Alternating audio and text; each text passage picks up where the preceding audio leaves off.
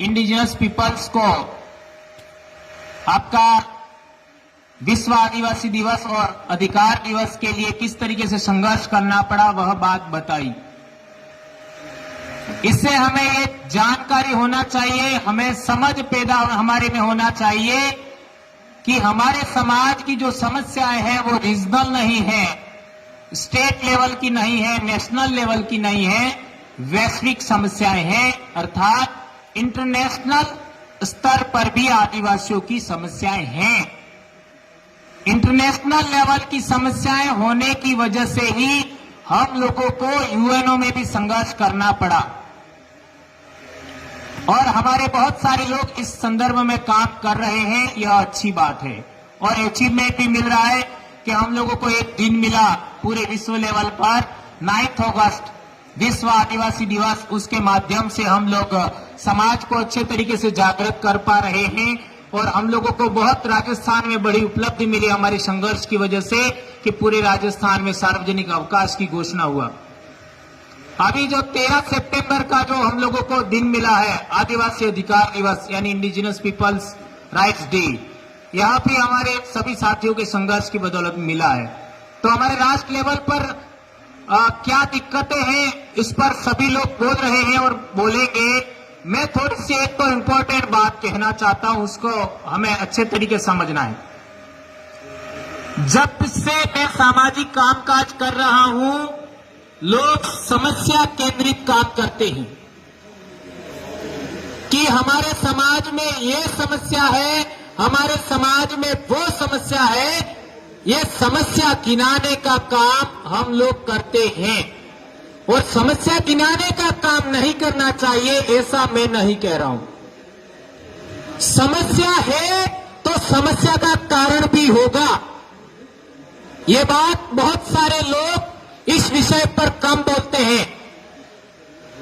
आवाज, समस्या है तो समस्या का कारण भी होगा। यदि समस्या का कारण हम आइडेंटिफाइड करने में कामयाब होते हैं तो समस्या का समाधान संभव है। यह बात हमें अच्छे तरीके समझनी है। यदि समस्या है तो समस्या प्राकृतिक नहीं है, वह समस्या मानवीय प्रयासों से निर्मित हुई है। तो वो कौन लोग हैं जिन्होंने हमारे समाज में समस्या निर्मित किया, यह आइडेंटिफाइड होना चाहिए। हमारे पश्चिमी भारत की बात करते हैं, भील आदिवासी सबसे बड़ा आदिवासी समुदाय माना जाता है। यदि आज की तारीख में भील आदिवासी केंद्रित हम लोग समस्या के बारे में बात करते हैं तो आज की तारीख में युवा इंटेलेक्चुअल पर्सन सभी लोग एक बात को लेकर के सबसे ज्यादा आशंकित हैं, वह है कि हमारा धर्म क्या है। इसको लेकर के बहुत सारे सवाल आते रहते हैं। ये पिछले दिनों जो आदिवासी एकता परिषद का कार्यक्रम हुआ झाबुआ में, उसमें भी मैंने बात रखा था कि हम लोग निर्णय लेने की क्षमता नहीं रखते। यह इतनी बड़ी बात, मेरा कहने का मकसद यह था कि हम लोगों को हर बड़ी समस्या के लिए निर्णय लेना होगा। और आज की शाम को हम लोग बहुत सारी अच्छा डिस्कशन हुआ, उसमें निर्णय लेने जैसी बातें हुई, यह मेरे को अच्छा लगा। तो एक समस्या क्या है कि हमारा धर्म क्या है। आज देश में जो सर्टिफाइड या आइडेंटिफाइड या फिर रजिस्टर्ड जितने भी धर्म हैं, वो सभी धर्म आदिवासियों को बिखेरने के लिए है, ऐसा मैं मानता हूं। जो रजिस्टर्ड धर्म है, कोई भी धर्म आदिवासियों का एक करने में आज की तारीख में सक्षम नहीं है। यह बात हमें गांठ बांध लेनी चाहिए। क्यों? सभी धर्म, चाहे ईसाईयत हो, चाहे आपका कोई भी धर्म हो, ईसाईयत का नाम लेकर के आदिवासियों को सबसे ज्यादा प्रताड़ित किया जाता है। लेकिन जो भारत में सबसे ज्यादा बड़ा धर्म है, जिसको हिंदुइज्म कहते हैं, वह भी देखो तो दोनों में धर्मांतरण हमारा हो रहा है। यह कहने की हिम्मत बहुत कम लोगों में है कि चाहे हिंदुइज्म हो चाहे ईसाईयत हो, दोनों में धर्मांतरण आदिवासियों का हो रहा है। यह बात बहुत कम लोग आपका क्या कहते हैं, हिम्मत नहीं कर पाते हैं।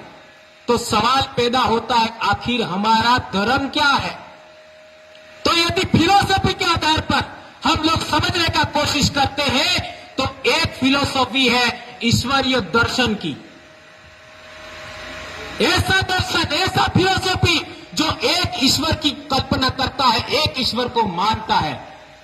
और दूसरी फिलोसफी है वो प्रकृति आधारित फिलोसफी, यानी प्रकृति निर्मित, यानी प्रकृति के आधार पर चलने वाले जो मानव समूह है उनका दर्शन, यानी नेचुरल फिलोसफी। तो आदिवासी लोग हैं वो नेचुरल फिलोसफी को मानते हैं, उसी को ट्राइबल फिलोसफी हमें कहना चाहिए, जो प्रकृति के नियम कायदे आधारित है। यदि इस दृष्टि से हम लोग सोचते हैं, पहली बात हमें ख्याल रखना होगा कि दुनिया पर विचार राज करता है, व्यक्ति राज नहीं कर सकता, विचार राज करता है। तो हम लोग इस दृष्टि से सोचते हैं, तो प्रकृति के नियम कायदे, प्रकृति की सोच, प्रकृति आधारित समुदाय है, उनको 6 धर्म चाहे 7 धर्म है, उनसे बाहर निकलने का सोच स्टैब्लिश करना चाहिए। इतनी बड़ी बात, यदि आप इन 6 धर्म को मानते हैं तो इनसे बाहर हमारा सोच होना चाहिए।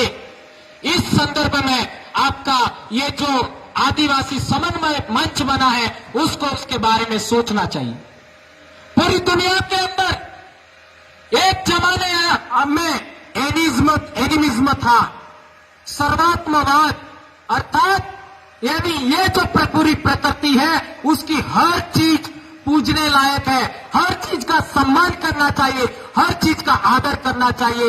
ये चीज आज शाम को हम लोग खाना गए थे कल कार्बी समुदाय के बीच में, वहां पर भी हमने देखा, हमारे भील कम्युनिटी में भी होता है, गोंड कम्युनिटी में भी होता है, संथाल में भी होता है, मुंडा में भी होता है, कि हम लोग अन्न की उपासना करते हैं। सूर्य के बारे में हमारी सोच है, पृथ्वी के बारे में सोच है, पेड़ पौधों के बारे में सोच है, नदी नाले के बारे में सोच है, पहाड़ों के बारे में सोच है, जीव जंतु के बारे में सोच है। और आज की तारीख में मेरी जितनी एज है, मेरी जितनी समझ है, उसके आधार पर मैं कह सकता हूं कि आदिवासी लोग इस पूरे जीव जगत की रक्षा कर सकते हैं, पूरी प्रकृति की सुरक्षा कर सकते हैं, बशर्ते आदिवासी एकता कायम हो।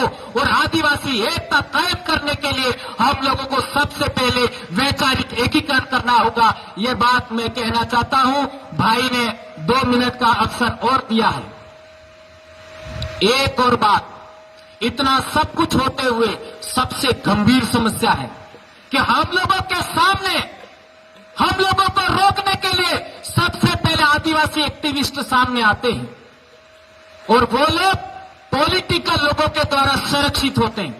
तो हमारा सबसे बड़ा विरोधी हमारे समाज के पॉलिटिकल लोग हैं। क्या ये बात मैं कह रहा हूं ये सही है? यदि आपको ऐसा लगता है तो यह बात सही होते हुए भी कुछ सही नहीं है। कैसे? यह बहुत बड़ी समस्या है। हमारे पॉलिटिकल लोग हैं, उनका सिलेक्शन हम लोग नहीं करते हैं। जो लोग समस्या पैदा करने वाले लोग हैं वो हमारे लीडरों का सिलेक्शन करते हैं। यह बात बदलनी चाहिए। यदि हमारी पहली एक बहुत बड़ी बात है कि जहां आदिवासियों की आवाज उठनी चाहिए वहां गुलाम लोग जाते हैं। ये थोड़ा हार्ड हो गया। यानी विधानसभा, यानी लोकसभा, राज्यसभा, जहां हमारी आवाज उठनी चाहिए वहां लोग, दूसरे लोगों के द्वारा सिलेक्टेड लोग हैं, वो जाते हैं। तो क्या पूरे देश का आदिवासी समुदाय, पूरे देश का यह बड़ा संगठन निर्मित हो रहा है?